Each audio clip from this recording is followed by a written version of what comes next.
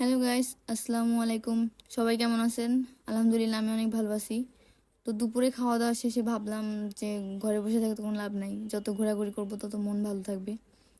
তো ভাবলাম একটু বাইরে থেকে ঘুরে আসি। রেডি হতে অনেক ভালোই লাগতেছিল। পরে রাস্তায় যেয়ে দেখি হাইরে অবস্থা রাস্তাঘাটের, একটুর জন্য বোরকা নষ্ট হয়ে যায়নি। আপু আর আমি বের হয়ে গেলাম। তো যাওয়ার সময় দৃশ্যটা আমার কাছে খুবই ভালো লাগতেছিল। চারপাশে খালি সবুজ আর সবুজ, সবুজের মাঝখানে মনে হচ্ছিল যেন আমরা দুজন হারিয়ে যাই। আমি, আমার বোন আর ক্যামেরাম্যান তিনজনই নদী পার হব। তোর ট্রলারে এত লোকজন ছিল। এমনি সময় তো লোকজন থাকে না, বাট আজকে একটু বেশি লোকজন ছিল। এটা তো কিছুই না, ওই পাশে আরো লোকজন ছিল। তো ওই এত সুন্দর যে দৃশ্যটা ছিল, প্রথম প্রথম ভয় লাগতেছিল নদীর মাঝখানে। ট্রলারে উঠতে ভালোই লাগে, দৃশ্যটা এত সুন্দর ছিল, দেখার মতন দৃশ্য ছিল, না দেখলে বিশ্বাসই করবেন না। বাস্তবে আরো সুন্দর ছিল, যেটা বুঝায় বলতে পারতেছি না। আপু তো পুরো হতবাক। আমার অনেক খুশি লাগতেছিল, কারণ ট্রলারে আমি প্রথম উঠছি।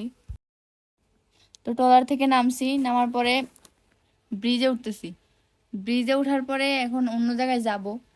তো এখানে দৃশ্যটা অনেক সুন্দর, চারপাশটা অনেক। পায়ে ব্যথায় এত করতেছিল, মনটা অনেক খারাপ ছিল। প্রায় 1 কিলোমিটারের মতন আমারে হাঁটাইছে এরা। তো দেখেন কি করতেছিল।